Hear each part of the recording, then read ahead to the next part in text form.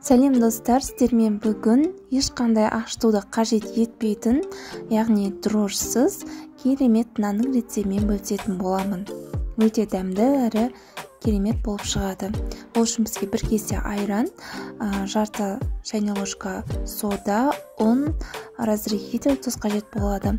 Осылай бөлек ыдысымызға айранымызды салып, оған содамызды араластырып, кішкене осылай екі есе болып көбігі шыққанша қалдыра тұрамыз. Одан кейін бір шайна ложка тұзымызды салып, жақсылап араластырамыз. Бөлек ыдысымызға осындай ұнға бір шайна ложка разрыхительді жақсылап араластырып, оны айранға саламыз.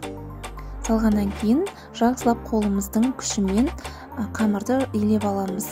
Сосын дастарханымызға осылай майымызды құйып, одан сайын жақсылап бірігіп күшті масса болу үшін қолымызбен жақсылап илеп аламыз. Жұп-жұпсақ қамыр қылып алдым, осындай ұзын пішімге келтіріп алдым. Өздеріңіз домалақ пішімге келтірем десеңіздер, олай да істеуге болады. Осылай табамызға пергаментіне қағазымызды төсеп, қамырымызды қойып, мен осылай пышақпен пішім келтірдім.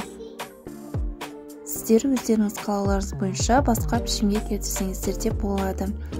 Және де беті қызарып әдемі болып шығу үшін мен айранды жақтым.